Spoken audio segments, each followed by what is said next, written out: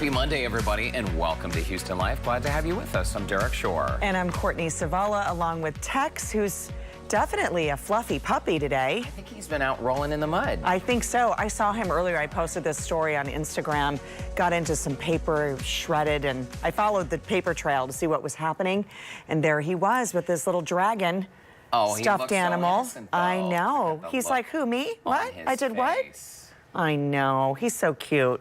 Well, so cute. It was a little muddy and wet outside, and I know for a lot of travelers stranded up there at IH, maybe you were one of them or maybe someone you know, but my goodness, what a mess that was. But beautiful lightning storm, though. Absolutely. We do need the rain, for sure. We do. And the boys are home from camp, huh? Oh, all my chicks are back in the nest. Absolutely. They had a great, yeah, I know. Is that a TV show?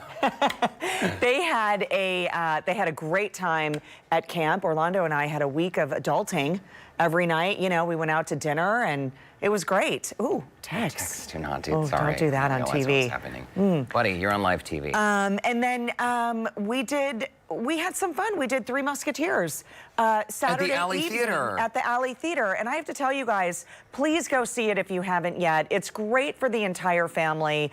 The costumes, the performance, the sword fighting, all of it, fantastic. Both boys loved every second of it. They were laughing, and it was just so fun. And of course, we had Stanley Andrew Jackson III on, who's seen right there, D'Artagnan, and Victoria, his sister. She plays his sister on in Three Musketeers. They both were so great. And in the lobby, you guys, they have this really cool, look, you can become the Three Musketeers. No way.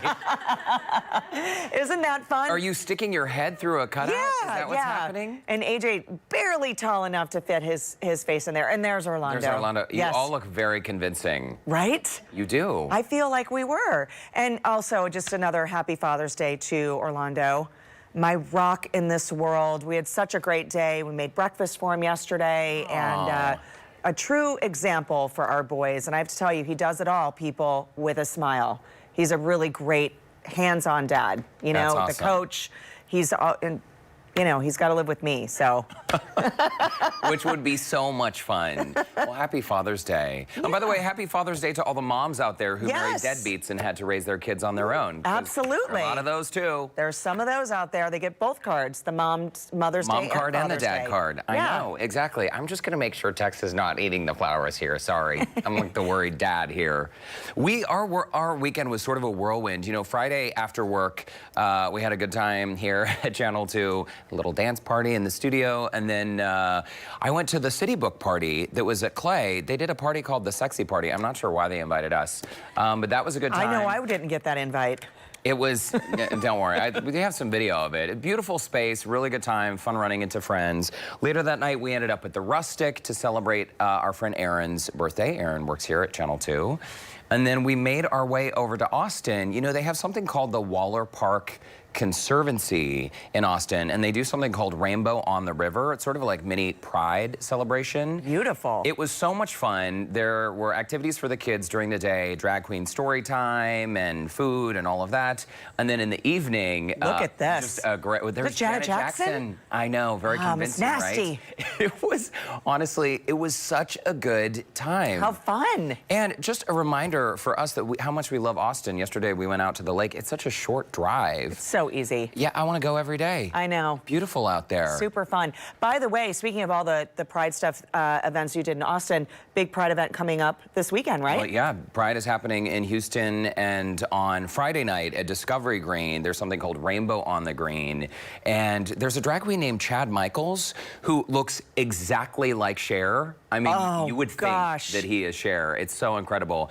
So he's going to come out and perform, and we're going to have a good time. So come join us. It's a free event on Friday night at Discovery Green. You can pay $25 if you want to go into the all-you-can-drink and eat VIP tent. $25 is a deal. But come out for free and enjoy the celebration and all the Pride activities throughout the weekend. Super fun. You'll be there, right? You're the MC of that, right? Yeah. Yeah. Of course we'll be there. Got to plug my man here. Got to plug him. And it's family friendly. All ages welcome. So come on out. Hey, remember a couple months ago, or maybe a month ago on the show, we talked about the millionaire in Salt Lake City who was looking for love? Yes, the billboard. Looking for love on the billboard. We have an update? Well, there's a little bit of an update. You may remember these billboards saying LDS millionaire seeking love. Well, they had this event last week on June 7th. My mom actually emailed me this update. I was going to say, your mom went? She should have. Well, here's It's like our undercover correspondent. So 2,500 women actually submitted applications for this. No. And they were asked questions like, what kind of body type do you have? No. Are you serious? Oh, yeah. And they were promised that they could have a stab at marrying a tall, dark, and handsome man between the ages of 31 and 45. Okay. The exclusive VIP event happened last week, and I guess what happened is they narrowed it down. So 2,500 women submitted, then 200 of them were interviewed. They were whittled down to 200? They were whittled down based on body type. I don't know. They did like a video conference, and then from there, they made that number even smaller to like 25, and then they had this event. But you know what, though? The guy's identity still hasn't been revealed. So the women saw him at the event because they did this whole thing. He stood behind a sheet. You got to look this up, guys. You wouldn't believe it. He stood behind this sheet, like in silhouette, so they could see his body. It was like a sheet. Oh, come on. Hung up. I wish we had a photo of it to show you guys. You wouldn't believe this. But anyway, one of the contestants, though, she did say, she was interviewed, and she said that she didn't want to have to tell her children that she met her husband on Tinder or Bumble. And that's why she decided to go to this is a better story? I got whittled down from 2,500 applicants? That's a better story? I don't know. Oh, bless their hearts, as we say in Texas. Bless their hearts. What does that mean? You know, good luck. Is that a compliment or is that an insult? Whatever you want it to be. It's just so fascinating, too. It is. You know, it is. It's terribly fascinating. And you know what? I feel sorry for these people, kind of, right? No, now you're not saying anything. What happened? What? You can find love in all different types of ways. I just would find it bizarrely conspicuous to try to make those private details public. Right. And here's the thing. If he really, really was searching for love, right? Why are you advertising that you're a millionaire? I mean, you should play off the whole thing of like, I'm just a regular dude. Love me for who I am. I mean, it is Pride Month. How old is this guy, unmarried? Just saying. Fill in the blank. I'm just saying. You know, I like where you're going. I grew up in Salt Lake, and so I'm very familiar with, you know, closeted folks. It happens. It happens. I'm not saying like that's the case here, but wow, Tex is actually nibbling on my fingers just a little bit. It's a really interesting story. And the thing is, like, body type. I know. Yeah. It's I'm really looking for love. Anyway, if there are any updates to this story, we will try to bring them to you here. We should have had your mom go, like, undercover somehow. Wouldn't that be amazing? Yeah. But I think she would have missed the age cutoff, though. You know, I don't know. She just could have been an innocent bystander somewhere. You know, it's like, oh, what's going on? No one's going to say anything to, like, get Bobby Sharon out of the way. They're going to talk to her. You know what I mean? She could have posed as a reporter, but just, press like, were not allowed to come to this interview. No. She could just been like a random, she's lost. You know, I'm looking for something and looking for a party of some sort, when really she's getting all the intel. Getting all the intel. Well, listen, it's a fascinating story. Tex has never been so awake during this 1 o'clock hour, so I think he's into it too. I think he's also excited because today we're going to be talking about the 4th of July and how we can get ready for a 4th of July party. Our friend Sarah Tarazinski, she blows us away every single time. Today, she's going to help us upcycle, get this, an old walker. An old walker like you would use to help walk. And she's going to turn it into an ice bucket stand. And did you see her move those bracelets on her wrist? We're going to talk about those too, right? Yeah. AJ is obsessed with bracelets right now, like those fun, like thread bracelets and things. So I'm super excited to see that too. Also, the Shakiba Report. June is Small Business Month. We're continuing the conversation with financial advisor Trevor Shakiba on the importance of small businesses taking advantage of social media to grow their business. Oh, that's a fantastic topic. It's so important. Absolutely. Every small business and how to do it well, right? How to do it well. But before we get to all of that, back in the 1850s, so there was this very popular method of photography. It was called tintype, and now it is making a comeback. Houston Live correspondent Lauren Kelly is down at Houston Tintype Studio with photographer Laura Burleton. She's going to show us how to make what's called tintype portraits. Hey, Lauren. Hey guys, I don't know, does the hat make my head look small? Because it's very large. I'm going to show you what tintype photography actually is today. We are at the Houston Tintype Studio downtown. Take a look at some of Laura Burleton's beautiful pieces. She's an artist and she's been doing her thing, photography and other things for a while now. 7 years and 5 years on her own in this studio. You got to come and take a look inside of this studio because it's awesome. From black and white to bridal to children's whimsical photos. This is the artiste herself. Hi, Laura. How's it going today? How are you? So tell everybody a little bit about what tintype photography is. All right. Tintype photography was invented in the 1850s. Okay. So it's an antique photo process that was done before film. Not like the ones that we see in the saloon, right?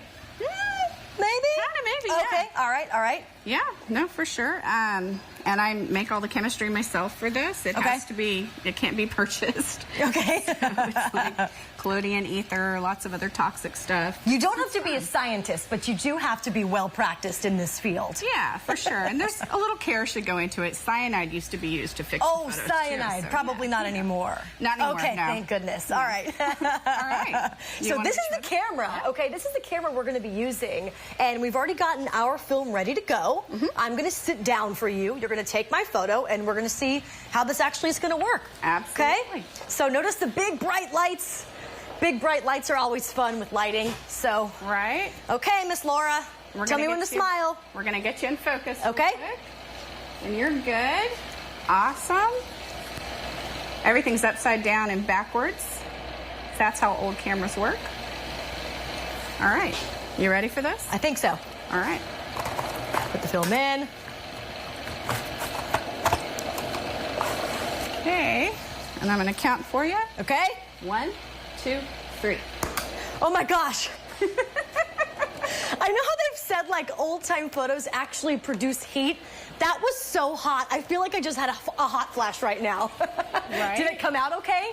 Are we going to do it? I think so. All right, so I'm going to come back around here. I'm going to go develop it. Laura is going to go develop this. She's going to go into the dark room because this type of film has to be done like totally legit in the dark process in the dark room. So she's going to go over there. I want to show you what a couple of these photos are going to look like. You see this black and white? It's beautiful. It's a dark portrait. It's kind of out of focus, but that's kind of how things were back in the day. So we're taking an 1800s photo style and making it fully modern here at Tintype Studios in downtown. So we're going to check back in with Laura. We're going to come back here in just a little bit and see what my photo looks like and make sure that my hat wasn't completely over my eyes in just a little bit. So hopefully my photo will come out as good as some of these and other ones that she's got on the wall. So Derek and Courtney, back to you guys. Very cool, Lauren. It's interesting too. I guess I shouldn't be surprised that that flash emits so much heat. Okay, Lauren, as you mentioned, we're going to check back in with you a little later on in today's show so we can see the final product. Very cool. Coming up next, 3 ways to make your 4th of July party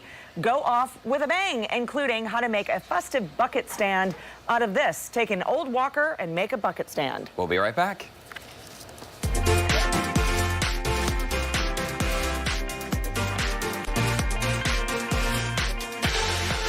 Welcome back. Independence Day is right around the corner, and if you want to liven up the celebration with festive decor, but maybe you're worried about the budget, our next guest has some fun and inexpensive ideas. Here explain is upcycling expert Sarah Tarazinski, along with little Sebastian, her son, working on a fun project that we'll get into in just a moment. Great to see you both. Yeah, great to see you too. Okay, we've been talking about this all weekend, and this is basically transforming an old walker into something that you can use. This is unbelievable to me. It's super fun. I'd like to find things that people don't usually use. So when I'm in the thrift store, I'm like, what can I do with that? You know, so I saw a walker, and you know, like crutches, there's a ton of them always. Yeah. Right. So I bought a walker, I spray painted it gray, the color that I like, but you could do any color you want.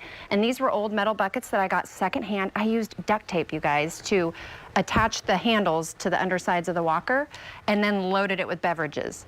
and then you load it with ice. You can move it all around. I mean, you can, because it's a walker, so it's movable. I mean, can you like walk with it? Like, You guys, could, and flip it around. over Derek, here. flip that around. On the opposite side, look what's on the opposite side. You can have all the a little towels and everything? spot to hang your towels. Perfect. Sarah, it is so clever and so unexpected. I would never imagine You know, you could turn something into that. Me Very neither, cool. really. I like the fact that you use duct tape, so Yeah, it's very easy so you to really put it are all using together. very little, and it's super inexpensive. And I've used it for my kids' books and flowers, like ferns and stuff you could put in there. Very cool, and all under 10 bucks. All under 10 bucks. I love it. Okay, well, let's talk about red, white, and blue garland. Yes. This is one of those things that I hate buying at a party store because it's super expensive. So if I can do it at home, why not? Yeah, and it's really fun. So this is one we can actually, Seb, will you hold one side for me, bud? Okay, hold it tight.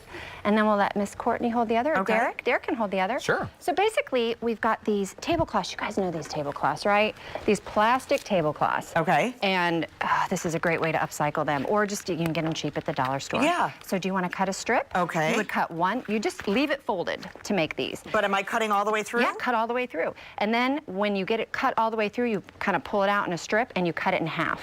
And then you've got a bunch of these strips. And then what you do with the strips in all different colors is you take your red, white, and your blue. And then, Courtney, I'm just going to let you just tie it. There's just no tie it special on. loop or Tie it anything. around the string. Just tie it. And then you gather them all up, and it makes this really fun, festive, and it looks more expensive than it is. Absolutely. Garland, and you're upcycling tablecloths. And Sebastian, do you help your mom with these projects a lot? Yeah. Kind of. Are you Kind always of. working on something around the house? Kind of. Kind of. Yeah. Yeah. Okay, He's good. 7. Yeah. He kind of does stuff. He kind of does stuff. That's what we do. We're 7 weeks. So the idea then is you just continue this pattern and you end up with something like we have on the yeah, front you of can the do it table as long here. as you want, and you can set your kids at it, and takes up some time, a fun summer activity, get ready for your party. It's a great idea, and Absolutely. it costs what? Just a few bucks by the time you buy yeah. everything. Or if after you use these, sometimes people, I don't buy these, but some people do, just put them in the closet and Yeah, put it with the yeah, rest of because your then you're party like, stuff. yeah, and just reuse it. And you can use it for Absolutely. bows on gifts and, you know, all sorts of stuff. Super Great idea. fun. Okay, what's next? Okay, so this is one Sebastian's going to help us with. Okay, so this is a really festive way to make table or candles for your table. So red, white, and blue rice, Yep. right? So I figured out a way, instead of using rubbing alcohol, because that's usually what you have to use with the food coloring to get Okay. things to stick, to use a little vinegar. So we're going to let Seb help us with this one. Sebi, we're going to do a little bit of white rice in a container. Do you want to put some drops of food coloring in here for me? Take that lid off and put in as many drops as you like. And you put the food coloring directly, Yep, directly on the rice. You got it. Just pull it straight off, babe. Here, you do this one. Okay. Okay, put it straight on the rice like this. You do that side, and I'll do this side. And this is just a regular food coloring Yeah. that you would get at the grocery store in the baking section. Exactly, and really you can do as many drops as you feel color-wise you want. Okay, depending on how vibrant you want it. Yep, and then while we're doing, Seb's putting that in there, we do 2 tablespoons of white vinegar. Okay, so very similar to our Easter eggs, right? That's right. This is kind of what. Kind of the same thing. Okay, Seb, you're And are done. we going to shake? Yeah, or what are put we the going to lid do? on Put and the lid shake on. it up. Okay, this is going to be pretty red, I think. I think it's going to be super red. Now, Seb, this is your job. You want to shake this one? We'll let Miss Courtney shake that one. You want to Okay, shake you that? shake it. All right, Yeah. blue, and she can shake the blue. Okay. And then you shake them, shake them, shake them. And they turn these awesome colors. And this is really a great thing for sensory for kids as well. Sure. That's, you know, you're not putting any chemicals and things and they can play with it. And then once you get it all done, I'm going to set it flat, right, Seb?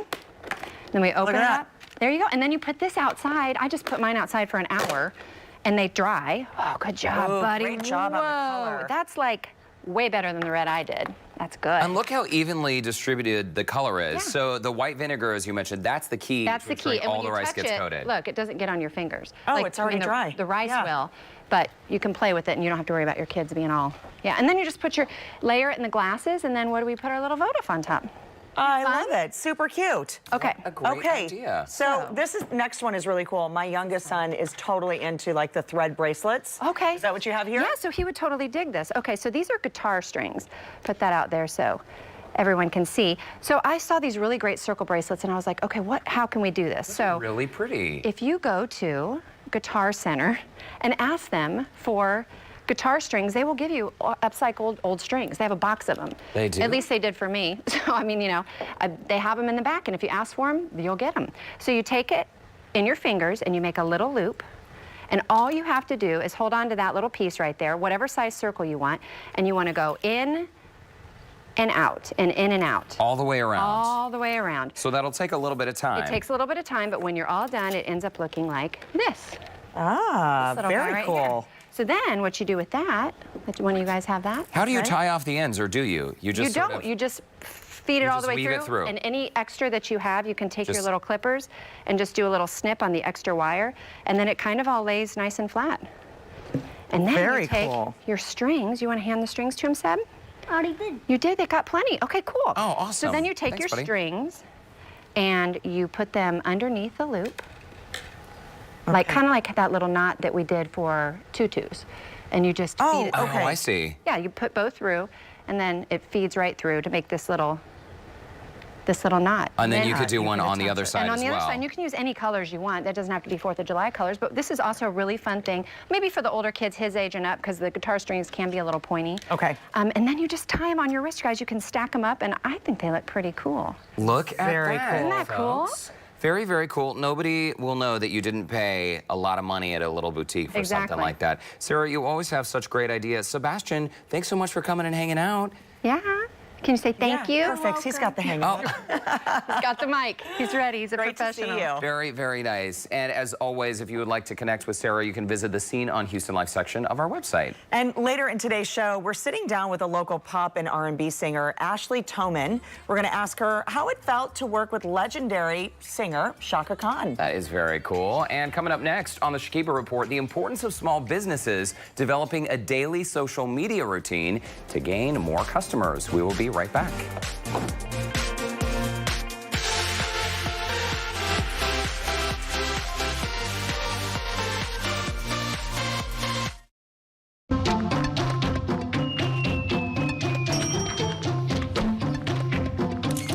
Social media has changed the world around us, and for small businesses, it has definitely impacted the way consumers shop. For sure. Here to explain is private wealth advisor with Ameriprise Financial, Trevor Shakiba, along with executive professor from the University of Houston, Craig McAndrews. Welcome back to the show.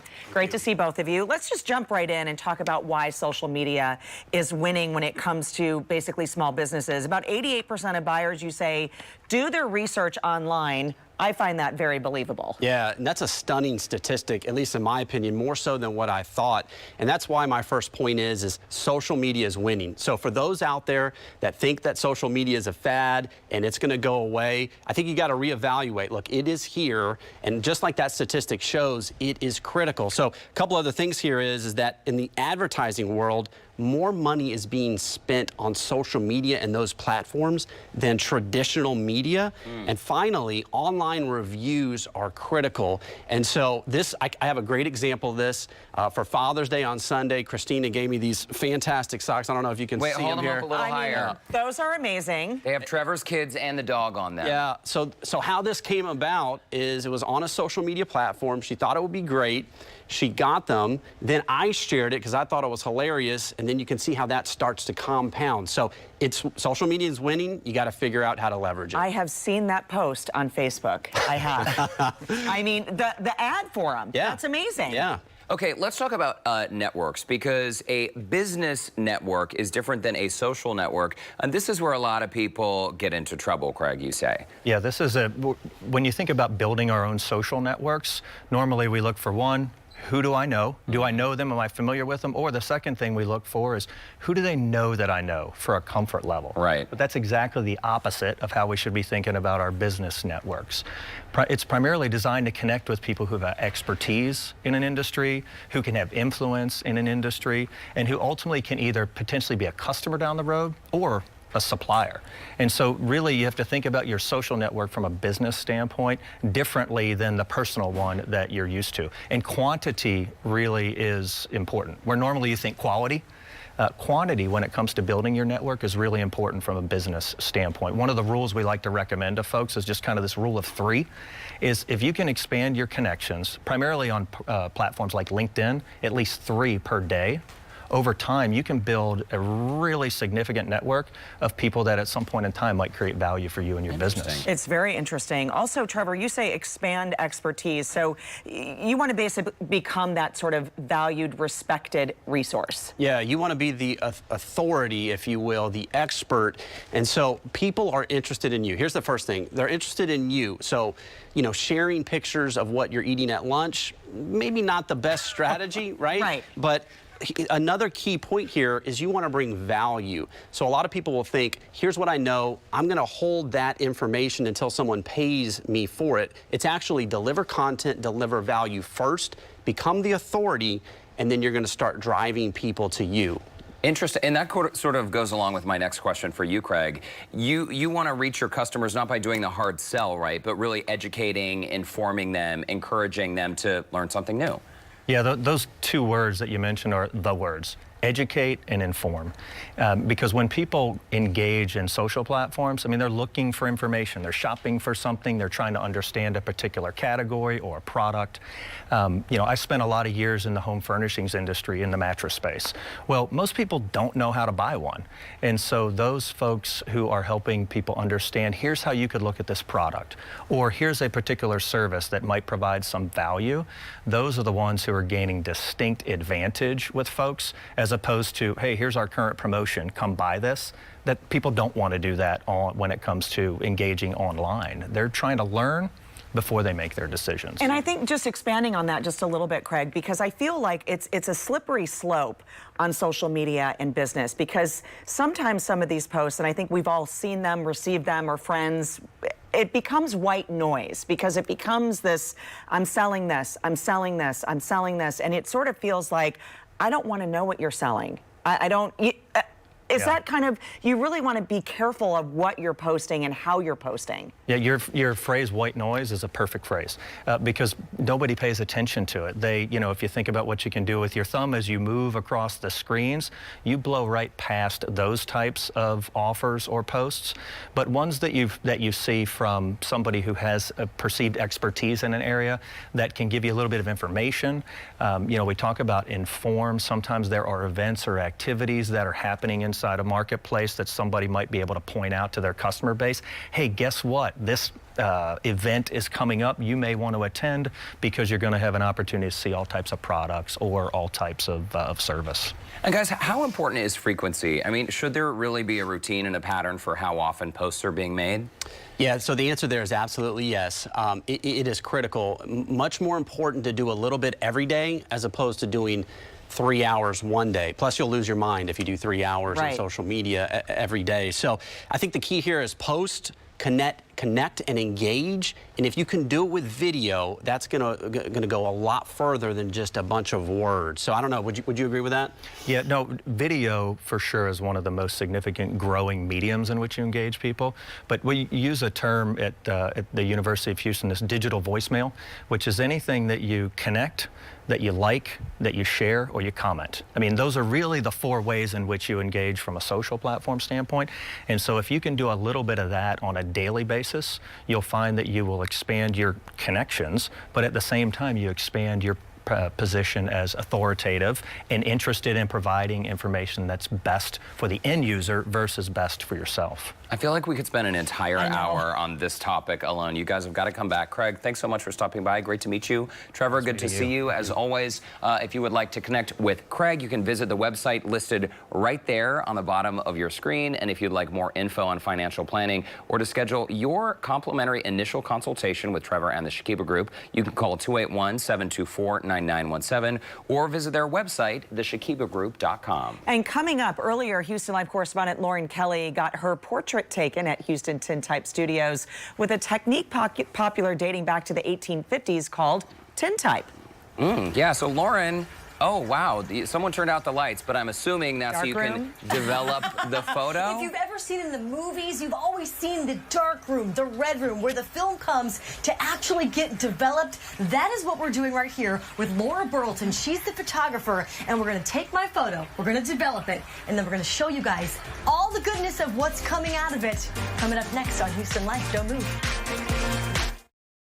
As you saw earlier today on Houston Life, our correspondent Lauren Kelly got her portrait taken by photographer Laura Burleton. And in that time, they have been in the darkroom getting the final product ready. Well, let's check back in with Lauren, who is standing by. We can't wait to see it.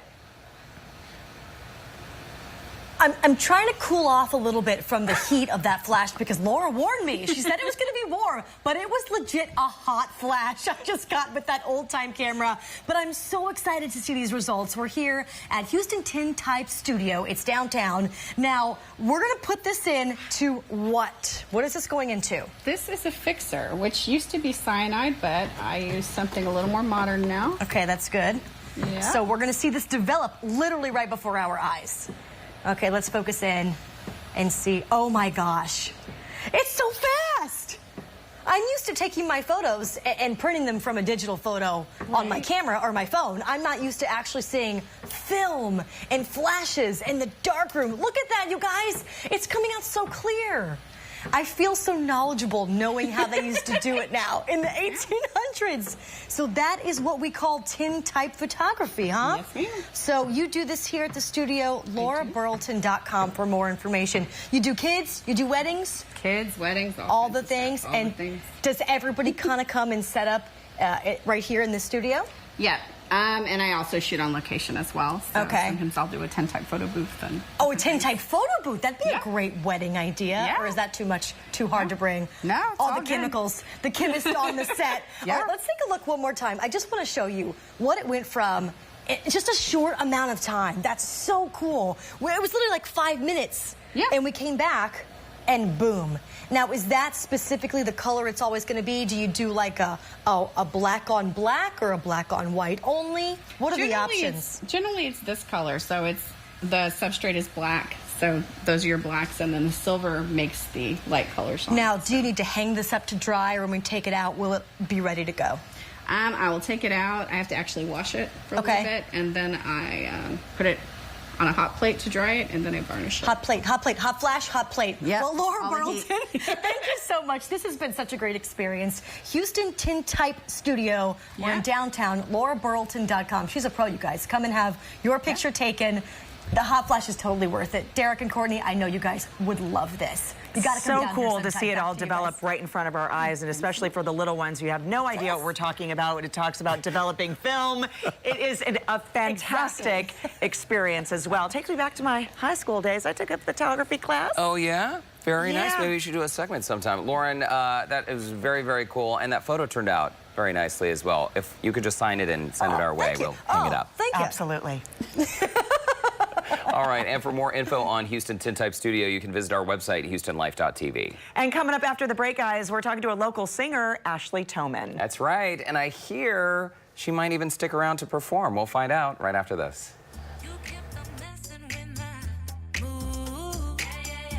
Ashley Toman. From performing at South by Southwest and the Houston Rodeo to singing her heart out with Chaka Khan, you might have seen this powerhouse R&B singer all over town. That's right, but right now we have her right here in the HL studio, and we'd like to say hi to Houston's own Ashley Toman. Welcome back to the show. Thank you so much for having me. How fun. It's a great sound. By the way, in Thank you. case you're wondering, yes, this is the same Ashley Toman who performed on Houston Life when our show premiered about Right, 3 years 3 years ago. ago. You've Yeah. been pretty busy since that time. Yeah, I've been writing, songwriting a lot, traveling back and forth between here and LA, and most recently wrote a song for Chaka Khan, where I got to be in the video with her. So it's been a really exciting time. It's really great. What's your inspiration? Because obviously, a little bluesy, a little R&B, some top 40. Like, what's your I would inspiration? say like a hybrid between pop and R&B, like top 40 mixed with kind of throwback like Motown sounds, and then a kind of Adele kind of sound. So definitely a hybrid between pop and R&B.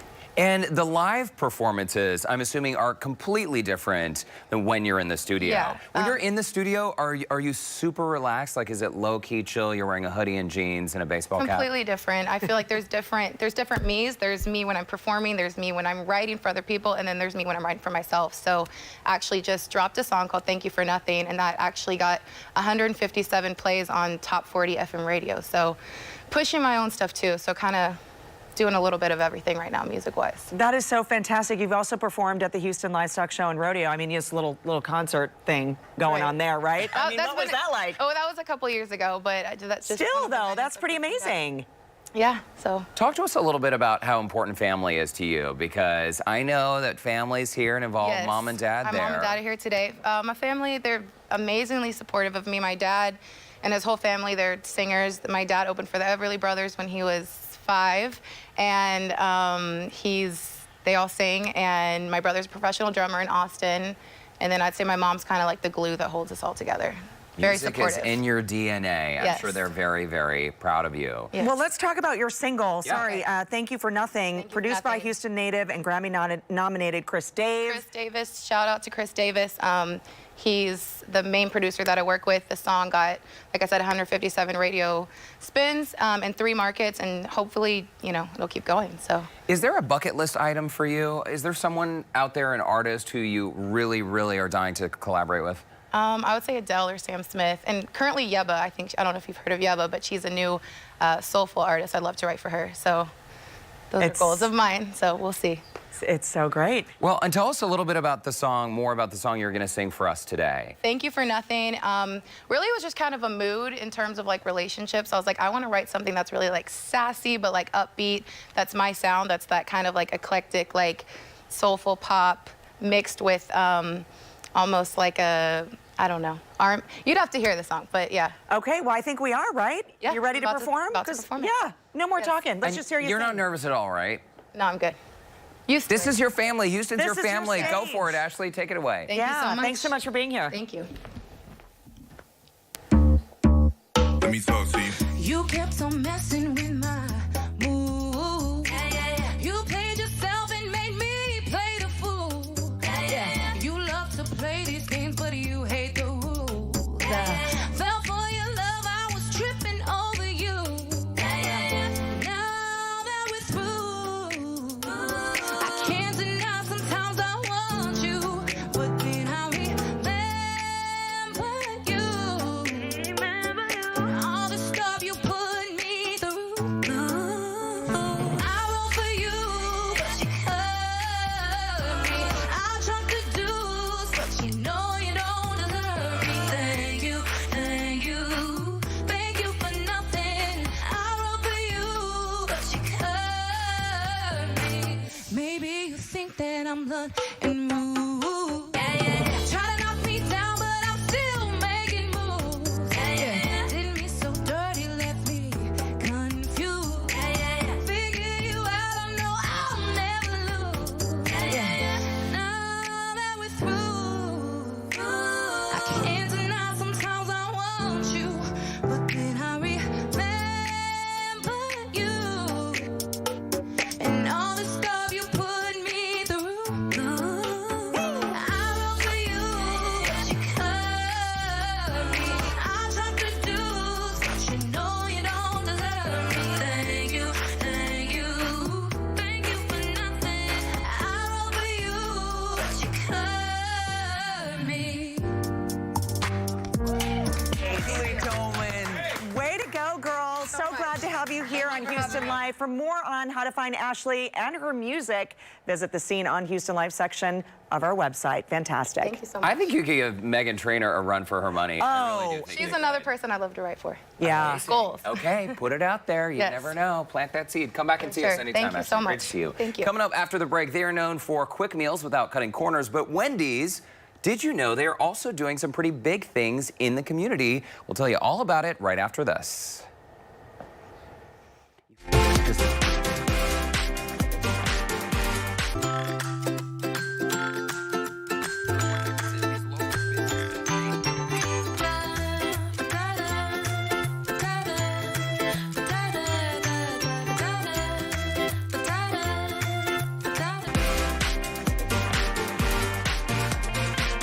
Well, from their fresh hamburgers to the oh-so-popular Frosty, Wendy's is a go-to spot for so many of us. But good food isn't the only thing they're serving up for the community. Well, did you know that they also work to help find forever families for children in foster care? Wendy's franchise owner, Ricky Oberai, is joining us now to explain. Welcome to the show. Thank you. Thank you so much for being here. You know, let's talk about this because we said the company was founded in 1969, and you went to U of H, I the did. hotel school. Hotel school, yeah. How did you get involved with Wendy's? Went to the hotel school, did a lot of culinary arts, and then one day, I don't know, I just kind of got addicted to the fast food, eating it so much, and then when I saw the square hamburgers, and you know why they're square, right? No. Because we don't cut corners. Which you mentioned earlier. There you go. You know, when I was a kid, and even like through high school, a Frosty with fries was... I was just going to say that. I mean, I don't think we're the only two people to dip our fries in a Frosty. And now we do it with bacon too, because we have an applewood smoked bacon, and that's a great combination too. But you know, I came here and I was just looking for businesses and restaurants, and I like Dave Thomas because, you know, of what he does, especially with foster children, and you know, and his legacy is carried on. We still do our fresh meat in the morning. All our produce is fresh. So everything you see here is fresh. We have fresh salads, fresh. So like I say, it's always fresh, never frozen. And Dave Thomas, by the way, so the founder of Wendy's, right? He's since passed away. But one of his philosophies was he loved two things, right? He loved really good food, and he also loved people. So talk to us about some of the efforts that Wendy's is making in the community to help give back. Well, in the community, we spend a lot of time. We have our own, actually, we have our own adoption of what's called Wendy's Wonderful Kids in Houston. And it's an agency that we actually fund, and you can go there and they'll help you with the adoption process. And we work with them. We take children who are being fostered in the process of being adopted to basketball games, and we go out and do outings with them, and we work with the parents, and we just try and lift it up. You know, it's very difficult being a foster child. We have over 200,000 foster children in the United States, and up until after 14 it becomes very difficult. After 18 they become homeless because they're aged out of the system. They're aged out, as they call it, and you know, they travel from home to home. So you know, it's definitely a problem that we need to face, and we're getting better at it, and hopefully people are, you know, becoming more aware of it. So you know, we do Frosty key tags, as you know, once a year, where you can buy a little key tag for $2 and then you get a free Frosty every time you go in our restaurant. Or we're doing pin-ups in a couple of weeks, and again, just helping out doing that. So we keep active, and it's very important to us. So. I think it's really important too to not only highlight the food. Of course, we know and love the Wendy's hamburger and the food that you offer, and then over time the menu has to adapt to what's happening, the menu items. But I think it's great to really empower people with this type of foundation, because sometimes people do want to help in foster care, do want to start the process of adoption, and just the sheer financial burden of it makes them stop. It does. So if they go to Wendy's.com or Wendy's Wonderful Kids, it really shows them a path that it can be done. You know, and the people we met, the foster parents, they're not the richest people in the world. They just have big hearts. And they have, you know, it's just something in life that helps them a lot. You know, I'm looking at not maybe foster care, but maybe kind of a child advocate. You know, I already have 3 children that keep me busy as it is. But, but you know, in our own way, we do give back to the community. So it's important for us. And then, like I said, mention our food is always changing, but a couple of things always stay the same. You know, our big triple meat burger here and our chili. Oh, the chili's so good. And the Frosty, I still can't believe. Yeah, I couldn't bring a Frosty because you didn't bring a Frosty. I couldn't, no. We couldn't lug the machine over here. But, what's the best way for our viewers to get involved? Because obviously we've been chatting about foster care, the uncertainty that these young people face. How can a consumer ensure that they are helping out while supporting your business? Well, when they come to our restaurants, if they buy the Frosty tags, when we have them up for sale, we've got pin-ups. But if they want to really get involved, just go to wendyswonderfulkids.com or Wendy's.com, and all the information is there. It'll phone numbers, websites, emails, everything is there, and it'll lead them straight to a site. And you know, and if they're a store, they can talk to a manager about it, or one of my operators is there, and they're always willing to chat about it. Perfect. So, Ricky Oberoi, thanks so much for stopping by. Pleasure to meet you. Thanks. Yeah, pleasure. Thank you. We'll be right back. Thanks so much. Okay, thank you.